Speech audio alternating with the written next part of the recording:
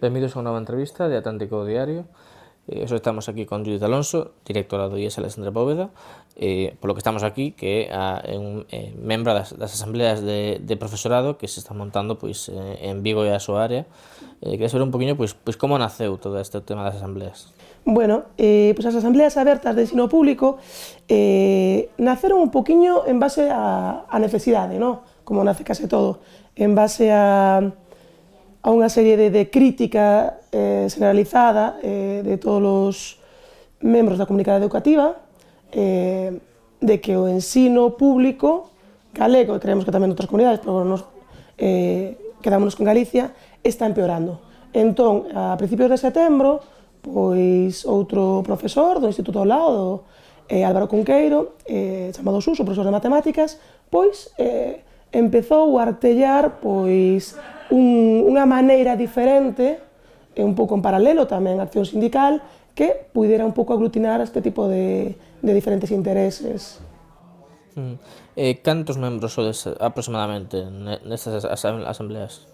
A ver, está un pouco aberto, que é o que pretendemos, dun xeito moi horizontal, dun xeito moi igualitario, no que, a xente vai se involucrando un pouquiño na medida que pode, porque ao final todos estamos traballando e todos temos o noso horario, pero sí que a idea é que empezou sendo de centro fundamentalmente de Vigo, logo colleu un pouquiño que sería comarca, logo empezou a ser Pontevedra Sur, e agora están creando como un pouco replicando e surtindo en paralelo diferentes seccións por outras áreas, como na Barbanza, como en Compostela, pola costa, diferentes lugares que están marcando, intentando chegar realmente a toda Galicia, aínda que os membros en número non sabería decirte, depende, as asambleas van aparecendo diferentes profesores. Na única asamblea que tivemos xeral, que foi o 4 de decembro, serían en torno a 250, pero é verdade que, claro, fundamentalmente, como foi en Vigo, viñeron da área de Vigo,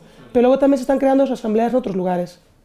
E que temas son os que vedes máis urxentes de arranxar no ensino público galego? Hai moitos. Realmente, nesta época que vamos continuando época tras época de recortes, evidentemente as problemáticas son cada vez máis acuciantes e precisan dunha maior resposta.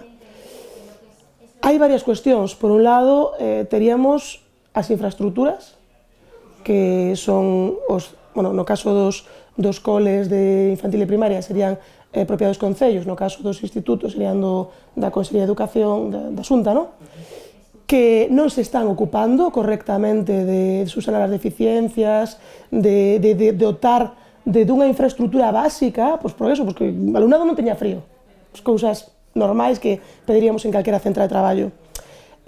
Logo, por outro lado, o tema da inclusión. A inclusión é algo que queda moi bonito na política, falar de inclusión, falar de que todo alumnado ten que ser recibido, ten que ser incorporado, ten que ser socializado, pero a inclusión é un tema moi complexo que para realizala ben fai falta moita inversión, porque fai falta moita inversión sobre todo de medios humanos. O sea, non chega con invertir nunha pantalla digital, eso non socializas a ninguén. Ti necesitas medios humanos, persoas que sexan coñecedoras, que sexan especialistas desa problemática e que podan, polo tanto, actuar en consecuencia. O sea, se eu non son especialista, se eu non me formei niso, eu son profesora de historia, eu non sei como tratar diferentes problemáticas e non me vale que me faga un cursiño online de 4 horas. Igual eso non chega. Entón, eso é un problema e cada vez va incrementándose nos centros e incluso, en vez de aumentar os medios humanos, están disminuindo. Logo, outra problemática é a carga de burocracia. É tamén unha tendencia un pouco social, eu creo, pero sí que cada vez hai máis documentación, algunha que ten sentido, moita de la baleira, e a que ten sentido, ao final tamén acaba sendo baleira. Quero dicir, se te piden a final de curso un informe extensísimo e detalladísimo sobre todos os problemas e todas as melloras que poderías promover no centro ao ano seguinte, e pasa un ano, e comunicación pasa outro tamén, e non se fai nada, ao final é papel mollado, porque te están dando un traballo, parecer que vale de algo a tua opinión, pero non vale. Outra problemática tamén os equipos directivos. Hai unha situación que un pouco saía na prensa, por exemplo, ao final do curso pasado, de que, por exemplo, falaban de que a nivel da área de Vigo, de case todos os equipos directivos que remataban, moi pouca porcentaxe presentaran un novo equipo directivo proxecto, todos foran postos a dedo. Poñer un equipo directivo a dedo é moi problemático, porque pode non querer, e pode facer o mínimo, pode non ter interese, pode non considerarse preparado. Ademais que son 2 anos, non dá tempo a facer un proxecto, e evidentemente a xestión dos centros tamén empeora. Por que ninguén quere ser equipo directivo e fai anos, sí? Porque hai máis carga burocrática, hai máis responsabilidade, hai máis dificultades na xestión dos centros e eso non está revertindo ni unha mellora económica, pero tampouco unha mellora de horarios, unha mellora de máis persoal, de o que teñen outras comunidades autónomas, como unha segunda, unha terceira xefatura de estudos, unha segunda orientación, que falábamos.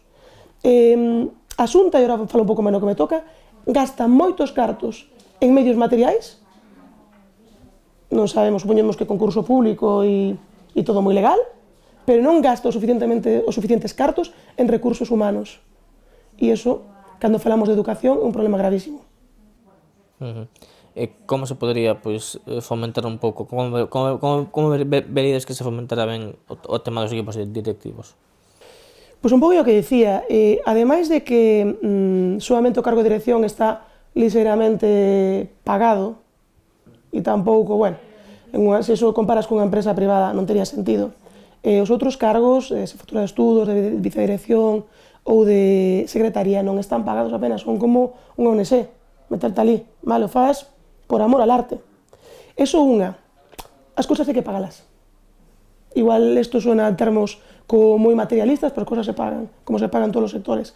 Pero en todo caso, non é tanto iso como ás veces a sensación de estar sobrepasados, porque se ao final eu teño un centro, o Alexandre Bóveda, que é o máis numeroso en cuanto ao alumnado da ESO bacharelato de Vigo e área, se eu teño unha única xefatura de estudos para 800 alumnos e outro centro ten unha única xefatura de estudos para 300 alumnos, non está compensado. E isto creo que dase conta calquera. E es que esos mismos datos en Castilla-La Mancha son 3 xefaturas de estudos. En primaria non teñen vicedirección.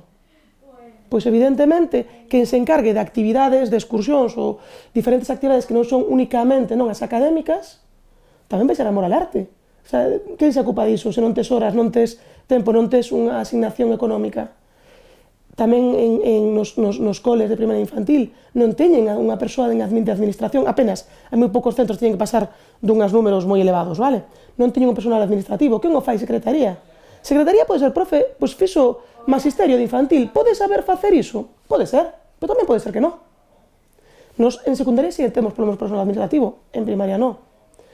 O que decimos, orientación é un papel fundamental tamén como apoio aos cargos directivos. Se a orientación está sobrepasadísimo, non vai poder facer ese respaldo. E así podemos numerar moito máis.